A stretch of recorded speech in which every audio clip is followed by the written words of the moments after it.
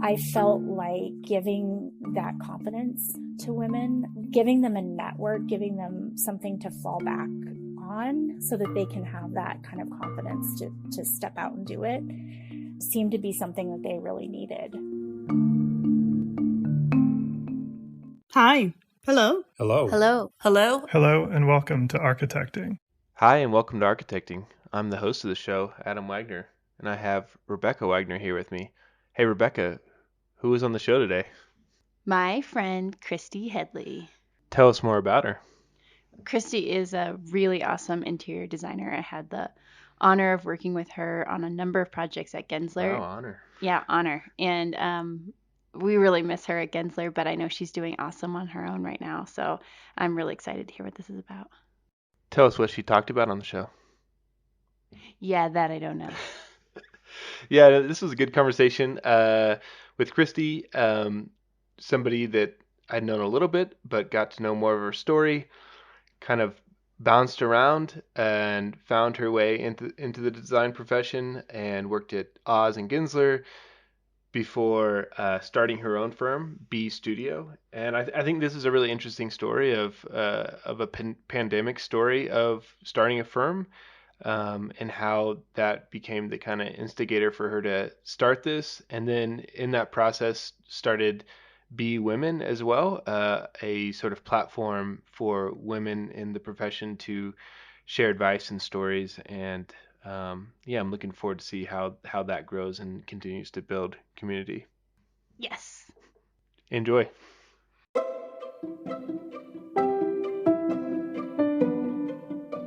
Many of our listeners are familiar with Herman Miller, a 100-plus-year-old company known for its rich legacy in modern designs, ergonomics, and thought leadership. For Colorado, Workplace Resource is the certified platinum dealership representing Herman Miller, and we are proud to support the Colorado design community.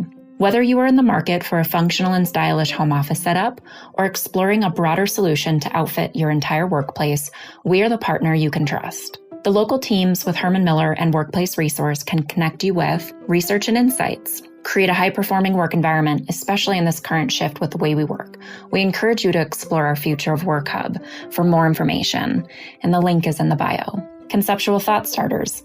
Not sure what type of solution works best? Browse our planning ideas to start the conversation. You can download Revit files and full tools to really help dial in your solution for your floor plan. And lastly, full project design, specification, and installation for small businesses to full campuses. Workplace Resource is really the place to begin.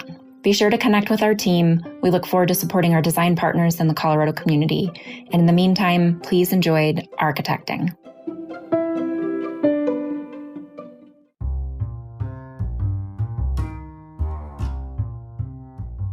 Hey, we're happy to be sponsored by Modern in Denver magazine. For over a decade, they've been crafting fantastically curated content on Colorado designers and projects, spreading the gospel of good design within our region. And I love how the goal of Modern in Denver aligns with the goal of this podcast, to better build up and connect the community of Colorado designers. So go buy a copy of the magazine at your local bookstand, subscribe to their weekly email list, and follow them on Instagram. Check it out.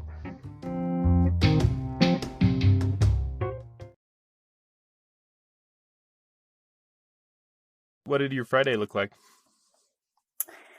I had a couple of project site visits. I'm working on a couple of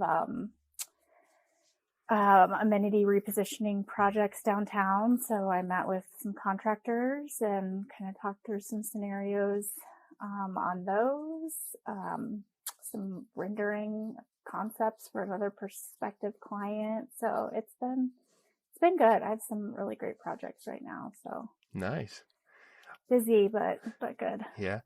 I like your setting here. It's very nice and bright and white, good light. I like you have some art on one wall, and then you have the plastic basketball hoop that we all have with 5-year-old boys on the other wall. Yep. Yeah. So I have, I'm still working out of my home. Yeah. Since I started my business during COVID, It just hasn't really made sense to be working from anywhere, to be, paying rent on something. So yeah, this is just my like little makeshift studio / playroom. I agree. I mean, I started a firm, not as long as you, of course, and I love working out of my home. And most of the time, Becca's here working with me, so that's nice. I'm not alone, but I hate commuting, and Ugh. yeah, it works. Yeah. So are you still at Open Studio? Nope. I quit. Oh, I you're quit not? there. Yeah. So I quit there almost 3 months ago now. Oh, wow. And are 100%, I'm trying to remember the name of your firm. Vessel office. Yep. Oh, is it different? Yeah, it's 'Cause actually different now. You and Yeah. Rebecca. Mm-hmm. Was that? Yeah. So Rebecca and I had a firm called Rebecca Adam Wagner. Okay. But she's staying at Gensler, and I'm partnering with another friend. So we created nice. a new company. Oh, awesome. I'd love to hear more. I'm always looking for people to collaborate with. Yeah, definitely. I know. I was just cruising through your blog and picking up some tips on starting a company, and oh geez. yeah, good. Just dive right in. Yeah. It's, you'll figure it out. Yeah. Cool. So let's start here. So who are you, Christy Headlee? How would you answer that? That's a really good question. I would say I'd answer it very differently after COVID than I would have pre-COVID and starting my own business. Honestly, I feel like I was sort of in survival mode, if you will, prior to COVID. And really, taking the time that I was allowed to take, and, just because things at Gensler slowed down, and I was furloughed, I really was able to just take time and figure out, like, what are my passions? Nice. Who am I? What do I want my focus to be? And those things that, make up who you are, but just really recognizing them and optimizing them. So I'm a very feeling person. I'm very affected by the spaces that I'm in, and how, people around me and their moods. I'm a collaborator. I love, and I think especially, in what we do, I think it's the best way to have the greatest and most thoughtful, and successful design. I like to think I'm curious too. I love just understanding kind of the psychology behind people, reading books and listening to podcasts, and just kind of that aspect is very interesting to me too. And I feel like I'm a pretty generous person. Something that I really do want to feature more in Be.Studio, than I've been able to kind of in past jobs. Nice. You're very on brand. I like that. I went through and wrote on your about section on the website, which I love. It says collaborative, curious, bold, conscientious, generous, and free. I think you hit at least 4 of those in what it is. Yeah. I'm working on the bold. The bold. Sometimes I'm bolder than others. And then if you get all of those, you can be free. Yeah. Yeah, exactly. Yeah. So where did all that come from, do you think? Where did you grow up? So I have a bit of a unique, I feel like from a lot of my architecture and design colleagues, I was a first generation in my family to attend college, to graduate from college. I was born in a small town in Kansas. And what town? It's called Kingman. Kingman, yeah. Do you know? I'm from McPherson, Kansas, yeah. Oh, yeah. I always forget that we have so many Kansas peeps here. Exactly. Kingman. Yeah. So when I was young, my parents were super hard workers, really wanted to kind of give us opportunities that they didn't have, and just moved to Colorado. I look back and I have no idea how they did that. My dad started a successful business here. My mom had a great job as an administrative assistant, and we, they put us through a private school. And I think it's kind of interesting because I didn't know, even well into college, I didn't know about interior design. I think I knew architecture, sort of, but the glamorized, version of architecture, and, more of sort of a decorating type, role, but I never, I didn't for quite a while. I guess I'm a late bloomer, but wasn't aware of it, and was, working in a design build firm while I was, going to school, and came across, started talking with some architects that worked there that were teaching at the University of Nebraska in Lincoln. I was there with a friend and learned about what it was, and just was so excited. And, I had, been in and out. I'd been in and out of college. I had studied business. I had studied, a lot. Like I was, thinking something semi-medical, like I had kind of just played around with a bunch of stuff. And, this just, the minute I heard about it, it fit. So I basically started over. Where were you going to school before? Classes. So I went to a few. I went to Front Range Community College here because I didn't know what I wanted to do at first. And then I went to the University of Northern Colorado, their business program. And then, was just not feeling it. So moved with my cousin to Lincoln, Nebraska, of all places, just kind of needed a new adventure. And sort of where I discovered, my passion. So I was a 28-year-old graduate that should have had a doctorate. But you had more life experiences. Yeah. Exactly. I know a little bit about a lot, very little. That's funny. So you kind of just landed at that program in Lincoln. What's that program like? I know, I'm good friends with Abby Reese, and she went there as well. I think kind of around the same time as you at Open Studio. And obviously a fantastic designer.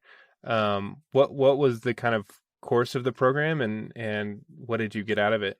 What I loved about the program at UNL was the first 2 years, you're all being landscape architects and interior designers. You're all in the same studio classes. So you're all collaborating and learning together, and you're taking preliminary systems classes, and it's more sort of interior architecture based. I think we had, a really great dean. I think everyone comes out, not really having, it's more theory based and, concept based. But I also felt like there was a bit of kind of, not really a practical aspect to it, but, there was more of an understanding on, detailing and some of kind of the more technical, aspects of it as well. It was a great program. I definitely would recommend it to, anyone. It's good. So then you came out of that, and what was next? So I moved back out here. I had met my husband while I was there, and he had transferred with another company, knowing that we wanted to be back out here, in Colorado with my family. So we moved out here, and I had to kind of educate this local community on what that UNL program looked like. I think a lot of people kind of surprisingly, because I think there are quite a few people out here now with that program, but at the time just weren't aware of the program. So, you know, I feel like it was a little bit hard to get into the design community, but I had someone take a chance on me and started at a small firm called McDermott. I don't know if you're aware of them. They were larger, more TI based. There were probably, 17 designers at the time downtown, and it was a great just kind of throw you in. You do a little bit of everything, and so it was perfect kind of starting point, and then transitioned to Oz. So spent 6.5-ish years at Oz doing it was perfect because I got to do everything. Like I got to, they have different studios that really do all different types of design, and I got to work with all of them. So library design, higher ed, multifamily, workplace, and really kind of right out of school, kind of dip your toe in all of those and see what you enjoy doing. Yeah. And then from there you moved to Gensler, is that right? Yeah. So I found that I really was interested in workplace. And where do you go when you're interested in workplace? Gensler. To the workplace giant. Yeah. Yeah. And just, all of the research that they do and all of the, design is, about people and about how the spaces are used. And, the research-based design, I think, was very interesting to me, and was an incredible opportunity and experience. And I learned, so much there. So that's interesting. So you were at Oz, you got all the experience, and then you wanted to focus. What was it about office place environments that really grabbed you? I think for me, being able to really affect someone's, because I am so affected by kind of the spaces that I'm in, I think, I would go into these offices and they were just like all these, offices along the window, and they were dark and they were just like dingy. And I was like, people spend, 40 plus hours a week here. And it just, I was like, how do we how can I get people into better places? I mean, it's I think light and nature and all of that is just so important, right, to our health and well-being. And so, I think it just really became about, making spaces, if you're going to work every day, giving you kind of the best experience that, you can have there. Yeah. And so at Gensler, what was one of the projects that really succeeded most that you worked on in affecting that environment, you think? That's a really good question. One that was really, I think, probably the most transformative was Western Union.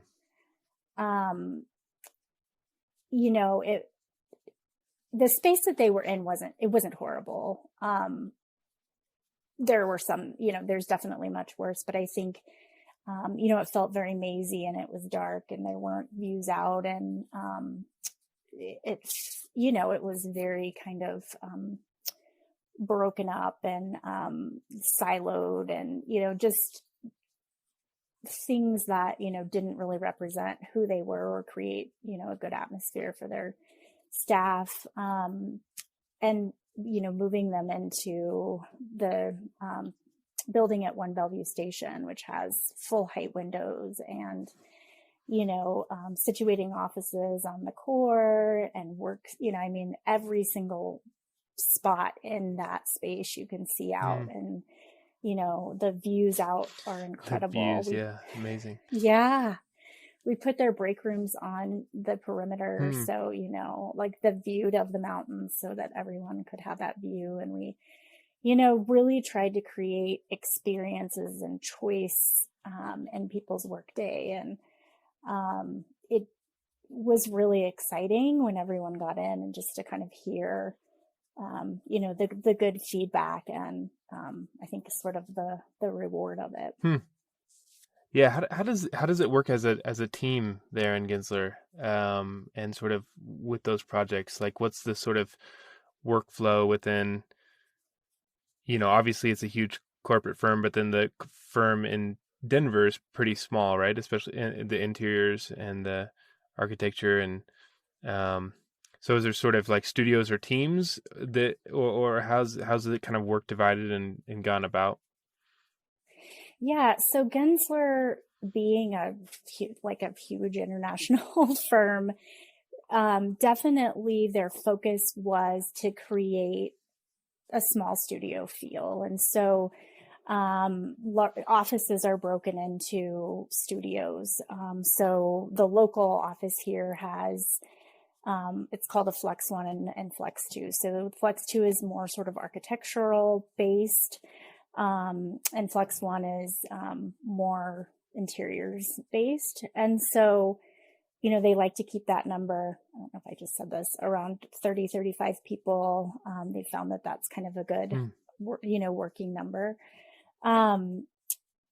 For this specific project, it was a massive project, and we had a really aggressive schedule. And so, we had a couple of design directors that were really guiding high level. And then we had teams that were, focusing on the pantries in each, or focusing on the workplaces or focusing on the conference rooms. And so we had, some oversight from that design director kind of level and that kind of consistency, but then had teams that were working on the various areas. It actually was pretty successful. It worked out really well. Yeah. So you went from Gensler, the biggest architecture firm, to a one-person firm. I think it's, obviously it's such a crazy time of COVID, and my business partner now, he went through the same thing where he was furloughed, and I'm actually really jealous of him because he was paid essentially to start the firm. 100%. But it probably didn't feel like that in the very beginning when it happened. But then, what was that whole transition like in that whole time? I mean, especially with a young child that you have, and yeah. Yeah. So, it's shocking at first, and it's you've got to kind of process it. But it was at a time when, long story short, my sister-in-law was really sick and almost died. And so I was furloughed, and I just, they were living in Missouri at the time. I just packed Lincoln, at that time, 3.5-year-old son, into my car. And this was literally like right when COVID started. I was like, I don't even know if hotels are going to be open. Like, you're just like being super duper careful. Everybody's hunkered down, you feel like you shouldn't even be out. And we just drove to Missouri, like a 12-hour drive. And it was the perfect thing for me. I 100% didn't even think about myself, design, that I didn't have work currently, what was I going to do? Like none of it. I just spent a month taking care of her and my brother and their family. And, it was just such a great way for me to, process it underlying, I think, but also sort of recognize, in the scheme of things, what's really important, and kind of have that focus.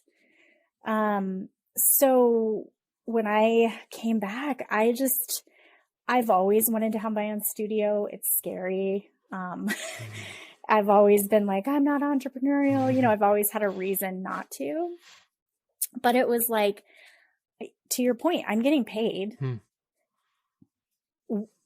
What better time? Yeah. Right? Like, so I have some colleagues that had left Gensler, the Ramble Creative ladies. Great I don't team know over if there. you know them. But they had started their own business, and I, started talking with them, and I'm like, I think I want to do this. And just the confidence and collaboration and energy that they brought, is genuinely why I started my own business. Like, if it weren't for those two, I don't know that if I would be Be.Studio, but they were so supportive and wonderful and really helped build the brand and, tell the story, and were just like a huge part of the beginning, and still are, a part of Be.Studio. Yeah. So yeah, their energy is kind of infectious, I think, in the small amount of time I've spent around them. But so we recapped some of the bullet points or the mission statements of Be.Studio, right? But what was, I find it's such a, I don't know if luxury is the right word, but to have time and to be able to craft your mission of your firm, it's so easy to kind of get overwhelmed by the other things and just start taking work and not really have that identity. But I like your website and the sort of voice that I can see from it, because it does seem very sculpted in that way. So what was the idea behind Be.Studio, and where is it kind of headed? Yeah. So for me, I think we've both worked in, other firms. And I think sort of the business side of things always makes design, really hard. At Gensler, there's, a lot of overhead that you have to pay. And so, you take on projects and you take on clients, and, I think for me, the idea was I wanted it, I don't want it to be massive, right? Like I, ultimately, would love to have some full-time, employees, I guess, if you will. But I want to be able to choose the client and the project and make sure we have aligning goals and values ultimately. What we do is hard. It's a lot of work. And,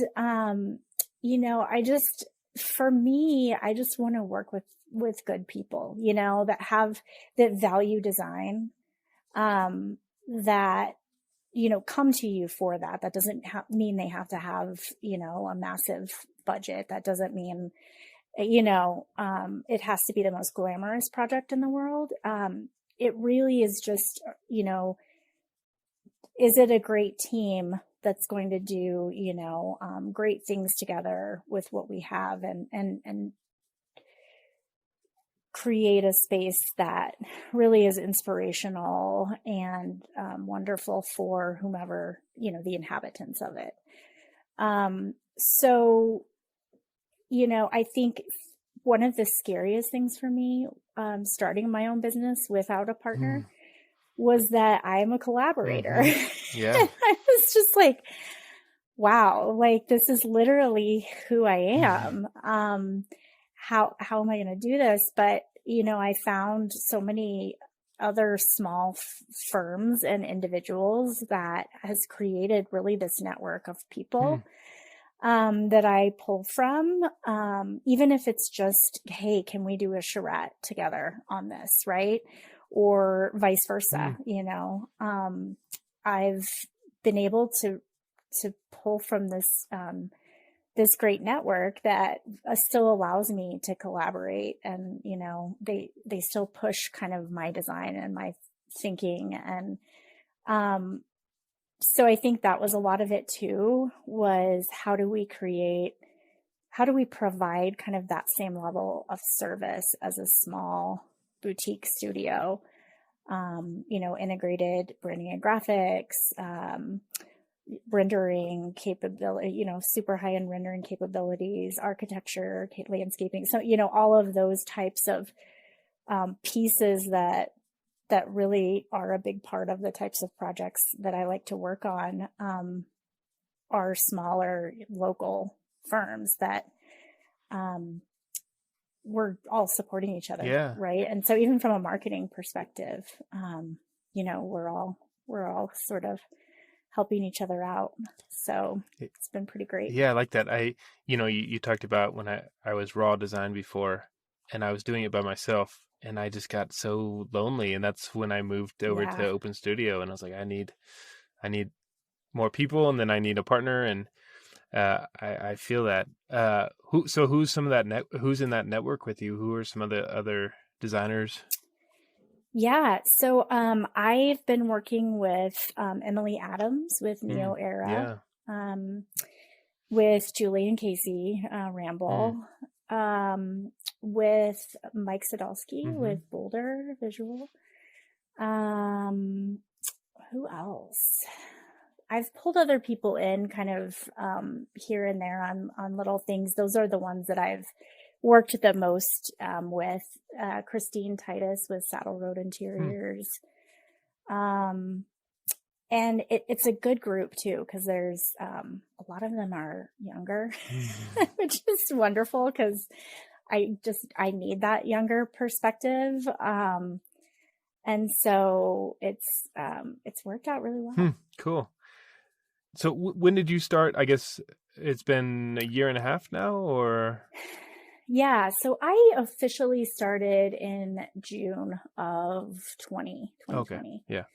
So yeah, not quite a year and a half. So what was that first phone call, that first project coming in? So the first project was with DPC. I actually did a lot with them last year. They're a developer. They have buildings throughout. So they purchase buildings, they kind of rehab them, and they run them. And, they're known for doing just kind of a really thoughtful design, trying to do things differently.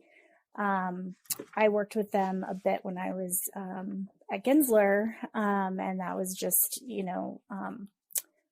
a connection that I had, and Tim had found out that I was on my own, and he kept me busy with several little renovation. So they're more capital projects for commercial buildings, so amenity repositioning, like lobby updating, adding amenities, updating, building amenities, bike locker rooms, cafes, training rooms, just all of that.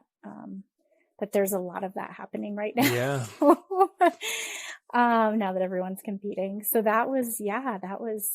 he was my first client. And so then what are some of the projects you have now? The same kind of repositioning projects or a variety of projects? Yeah, I have a variety. So I just am kicking off Dominion Towers downtown. We're doing kind of a first level amenity repositioning, lobby updating, which is an incredible client. It's been so fun to work with them. That's a large project.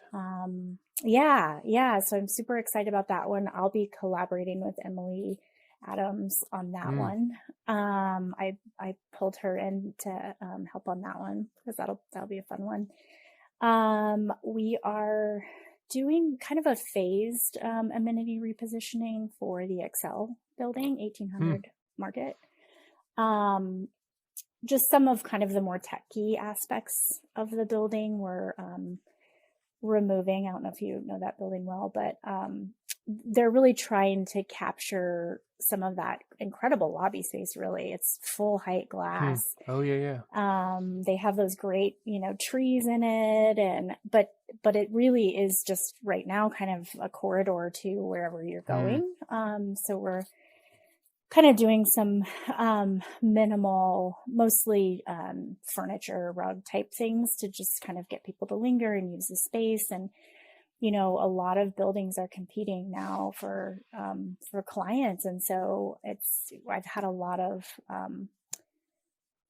you know, a lot of buildings are updating and, you know, trying to add amenities and just trying to stand out, trying to get the tour. Yeah.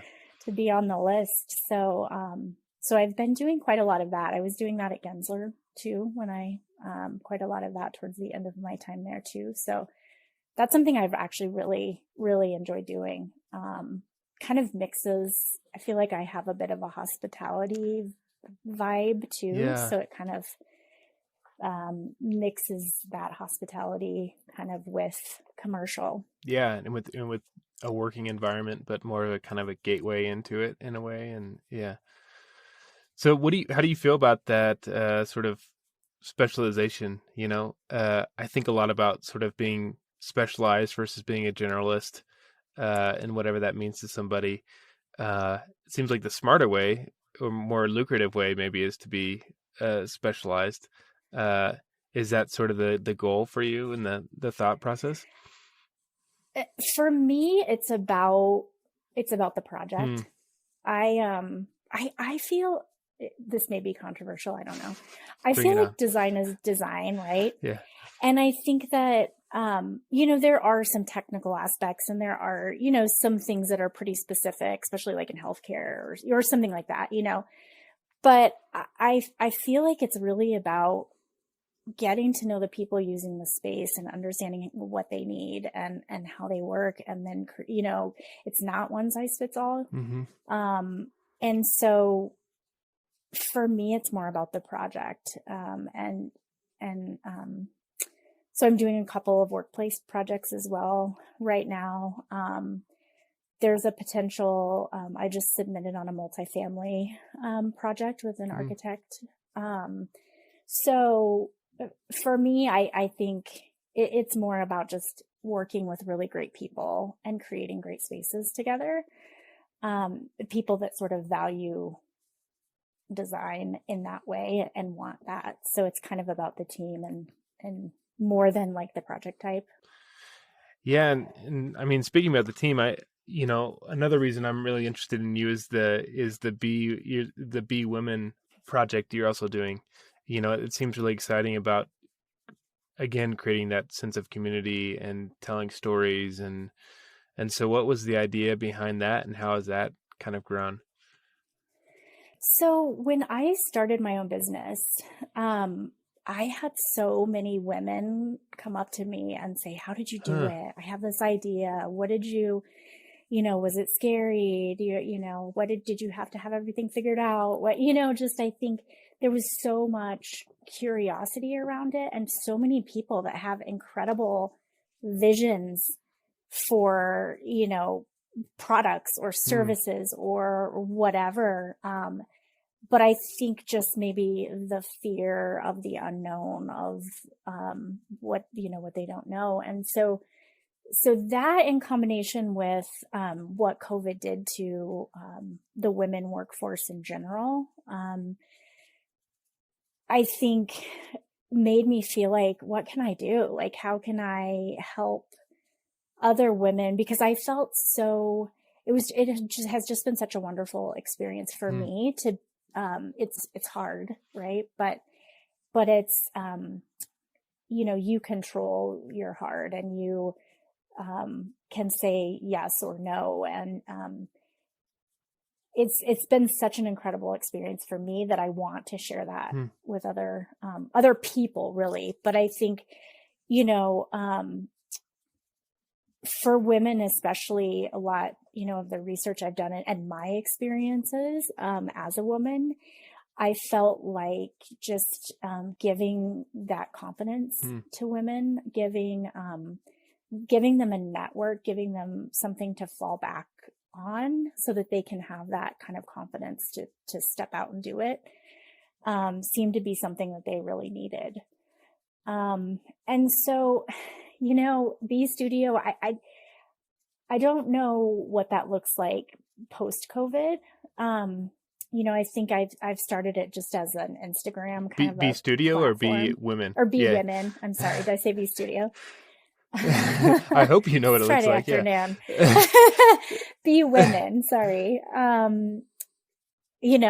think ultimately I would love for it to be more than an Instagram kind of a thing. I'd love to have networking opportunities. I'd love to I think there's a lot of services that could help, women, mothers. I think, I've got big dreams, but I kind of am for now just really trying to encourage and provide a support system for women. And what I'm really hoping to do is get, I think we all have our networks, and we have a great community of designers in Denver.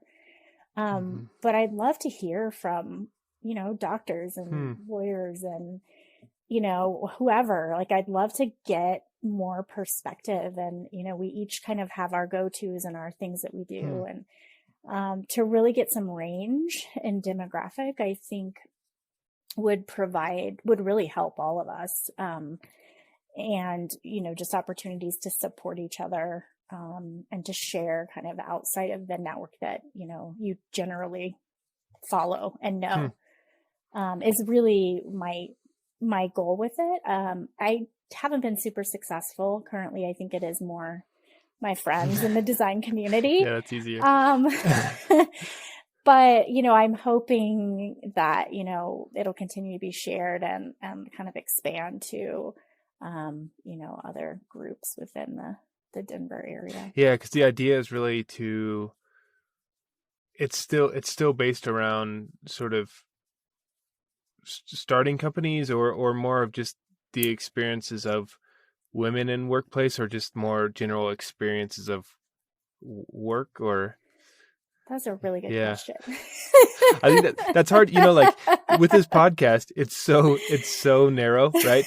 It's architects, and then I'm like, I grab some interior designers and some landscape architects. It's very specific, and it's like hard once you go broader of how you're able to like keep a narrative, but or find that audience. But it's definitely sounds interesting. I mean, I think.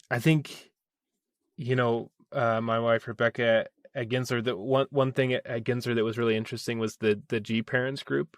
I think you were involved in that, but just where people were getting together and talking about sort of having children within professional environments, or just working with kids and family, and the sort of discussion that came out of that. And it seems like, not that I guess Be.Women is focused on parenting, but it's interesting to kind of open up and talk about our experiences of work, maybe, and we all have sort of this idea of what work should be, or what we think. Like, I think Christy Headlee is probably working super hard and 60-hour weeks or whatever, and you assume a certain thing, and then it's like maybe it's not true, right? And of getting those stories and shaking up the kind of standards that we think is out there.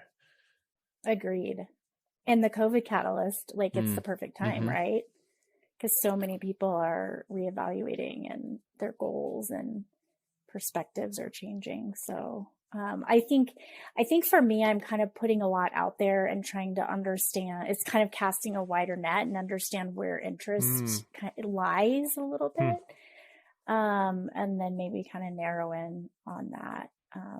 But yeah, it's kind of a passion thing right now, that gets more love at sometimes. And recently, because I've been so busy, isn't getting a lot of love. Yeah, I definitely understand that. But I love the idea of just these, in my mind, creating these micro kind of communities and figuring out how to strengthen them, Yes. Yeah. Exactly. Yeah, it's like your tribe, right? Yeah. Your commune, or what's a better word than commune? Yeah. Your Yeah. What I really love, I've had this conversation with a few guests. I think I talked with Katie Donahue about it, but of these sort of like network firms, essentially, right? Where it's a bunch of individuals who work with each other when they need to or not, and you don't carry a ton of overhead. And Right. I love the idea as a sort of counter to the huge firms that are gobbling up all the other firms. And hopefully I more. agree. Yeah. No, when you say that, that's been a hard one for me, right? Because it's like, what's going to be our culture, Mm-hmm. And I think pre-COVID, I was very fearful for, how our culture was changing and what that would mean, with all these larger firms kind of gobbling up those more specific Yeah. Denver, mid and larger size to Denver firms.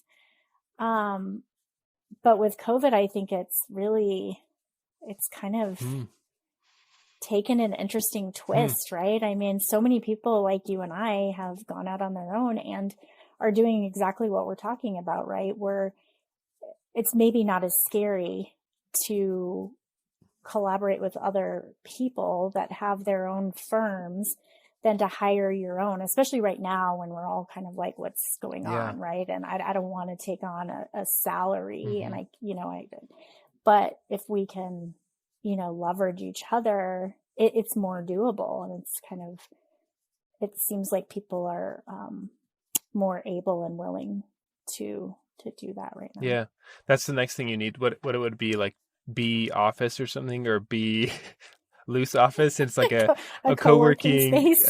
But it's not a space. It's just like a co-working firm. Yeah. I like it. Let's do it. Yeah. I feel like there could be some money in that. Yeah. The next WeWork. Yeah. There's probably something out there already. But let's just not have that demise. Yeah, exactly. Or at least live well until it happens. Yeah, exactly. Yeah, cool. Well, let's see. What are you most excited about? What's the thing that's getting you really excited thinking about the future here and the future of your studio? So, just kind of circling back on what we've been talking about, I think it's just the potential for design. Everyone's kind of saying it, but this COVID catalyst has really pushed, people that didn't want to sort of budge on how they work, or, their corner office, or, a top down mentality. I think it's pushing companies to, really think about how they're structured and how they work. And then, for us, how that affects the spaces that they're inhabiting. And I think, it's exciting because those companies, that are really leaning into it and, asking their staff what they want and need, and really, kind of listening and trying to support that, are going to be the ones that are successful. And, if you're not willing to bend and sort of grow, I think, you're not going to be successful. Yeah. You're going to have a mass exodus. So yeah, which a lot of firms are. I know that people are just in general, but it's exciting because I think it's requiring us to think about the people and, and ultimately the spaces that they inhabit, rather than, the bottom dollar, which obviously it affects that ultimately, but it's been a hard time, but I think for design, it's going to be a really good thing. Yeah. It just seems, for so long we've been kind of running into the work from home or work from office thing, and the COVID just really snapped it all. And I think, it's opened such a Pandora's box for large companies, right? And of what's it going to look like and what's this whole thing. Yeah. Super interesting time to be designing office spaces or own office spaces. Yeah. Well, and it's just so interesting to like read articles or listen to, research from Gensler or research from, anybody really, and how, what's going to happen. Right. I mean, I still feel like people don't know. And I still feel like, it's all about attracting and retaining your employees. Right. And how do you do that if they're at home? But how do you get them into the office? Right. What's going to pull them in, and what are the things they need? And how do you, how do you show them your culture, and how do you integrate them into that? And it's really interesting. Yeah. No, that's cool. Well, I look forward to seeing how you solve all those issues for the world. Thank Me you. too. No, yeah, I appreciate you coming on. We met through Gensler, and I've always been interested in you, and I was super excited to see you go off on your own and watch what's going on. And You can visit architecting.com, that's architect-ing.com, to see images from this week's guest. And please rate and review the show wherever you listen to podcasts. Have a great week and keep connecting. yeah, this is the third time I've started a firm, and I love it. I have such a hard time working at a firm. I just love kind of bouncing around and doing what you want to do. And Well, I feel like design, this is what's so hard about business and design, is when I'm bouncing around doing what I want to do, like you say here, I can be so much more creative and so much more. I don't have a time limit per se, right? I need to meet the billable hours, and, I may not feel it for a day. Yeah. And so, you take the time, and I think that's what's so hard for me about working at a firm, now kind of looking back at it is, and you understand why, obviously you need to be able to make money and pay people, but it's just can be so counterproductive to the creative process. It's hard. So I agree. The environment is hard. yeah, I would struggle to go back too. the environment's hard, but the paycheck is nice. Yeah, right. Consistent. The consistent paycheck. Yeah. See, you have any advice on starting a firm? Oh God. I should be asking you this. You've started 3 firms. Well, they obviously haven't been successful. I've started 3 times.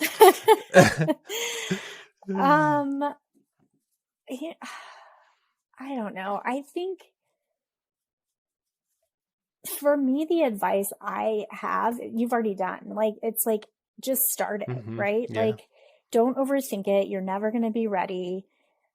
Just do it, and you'll figure everything out, like, I think, and then just leverage every single resource you have. Like, I called every single person I knew that owned a business or that, like, were accountants or were lawyers or, coaches, and all of that. Like, I literally, I just leveraged every relationship or person that I could think about. And everyone was so wonderful and willing to provide advice and help. And I mean, people are so generous, I feel like for me, I'm always like, that's a pain. I'm asking for help, they're busy, all of that. But everyone was just wonderful. And I think really enjoyed, talking about what they're doing and, things that they would do differently or how, and so I think for me, that was a really big piece of it, was just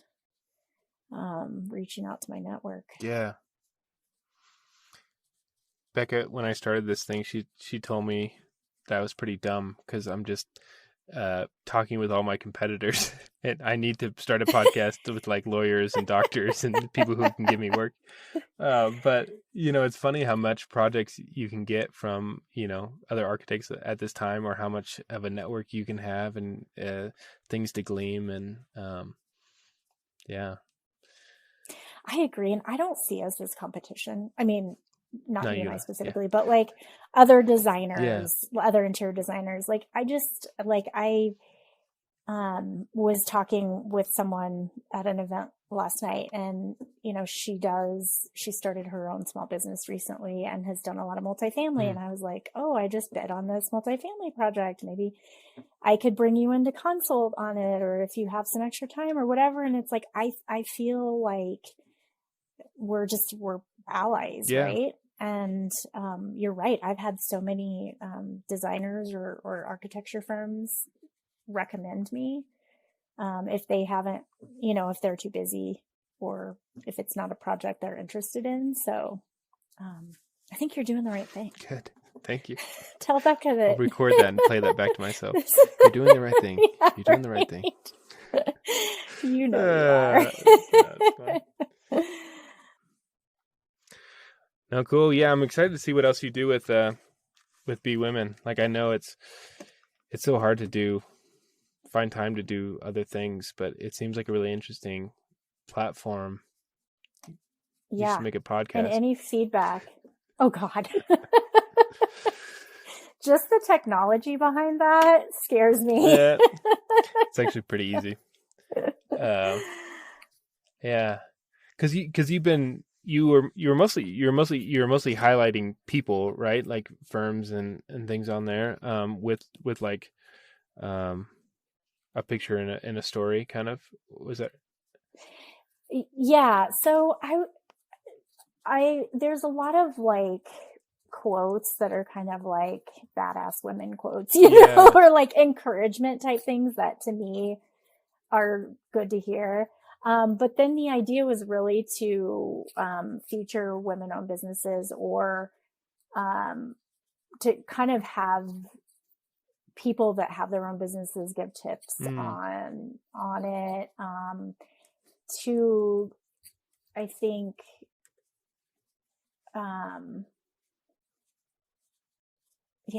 just to kind of support each other, you know.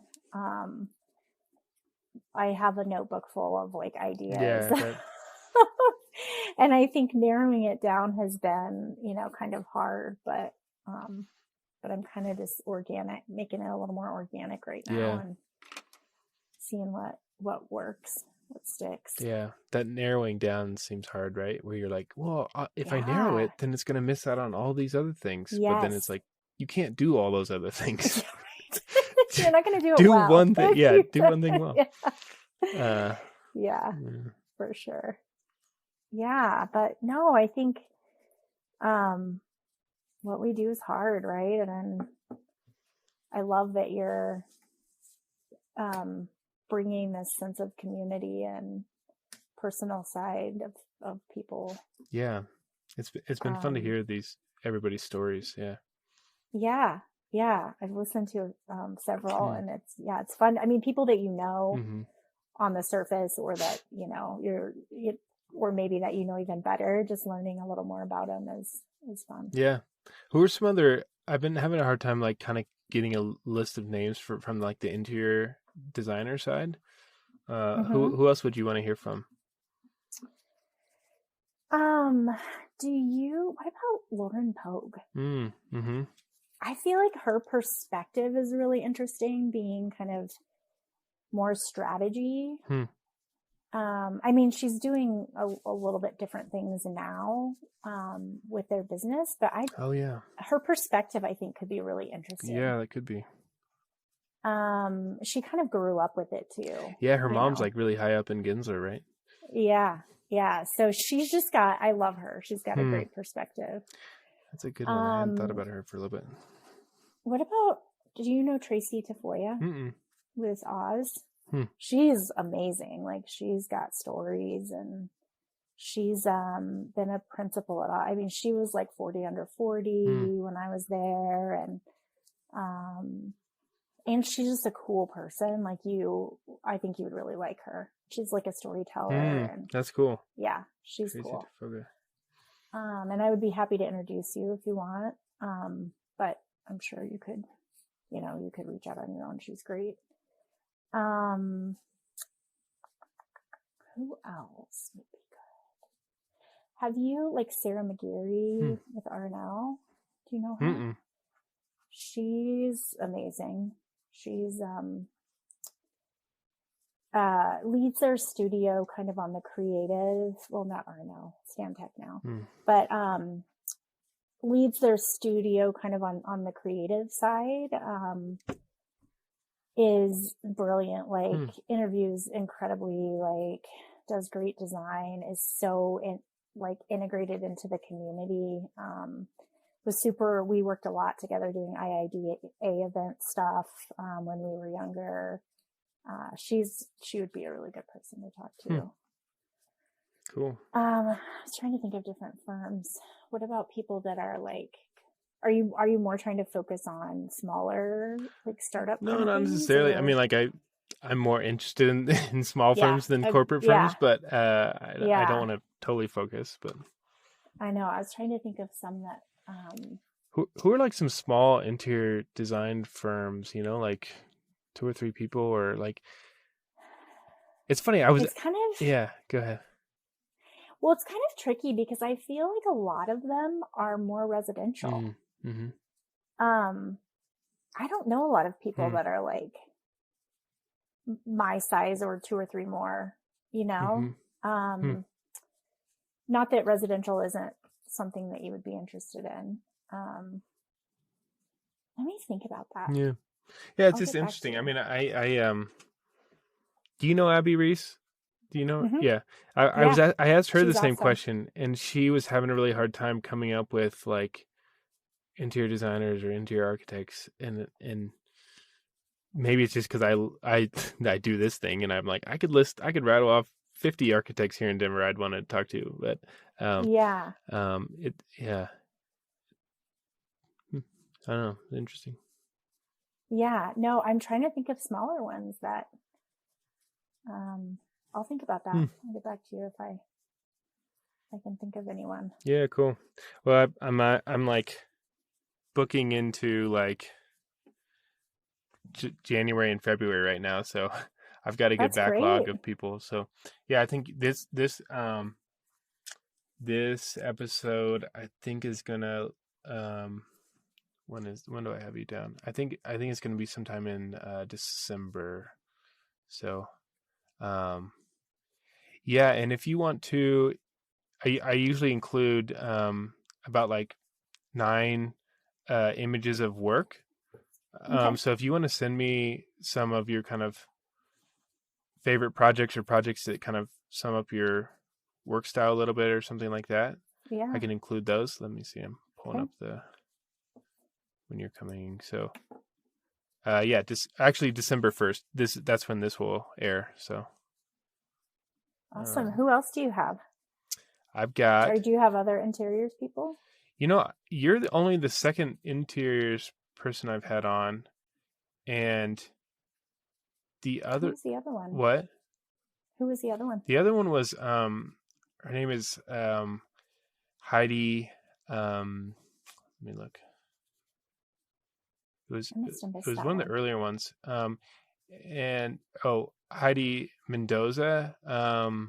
She kind of just like reached out to me early on in the podcast and was a fan, and she was interesting where she came into design later on in life, and she was from Finland and moved here, and she was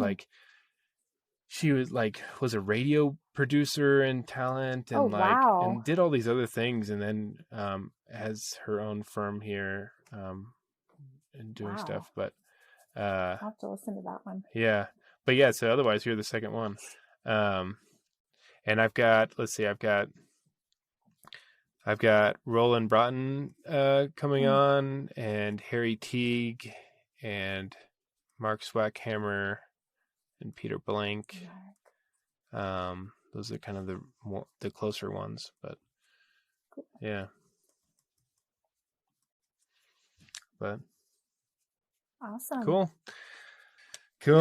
Well, have a good weekend. Yeah, you too. Good seeing you. Becca hi. Will do. Becca, and yeah, thank you. Cool. Thanks.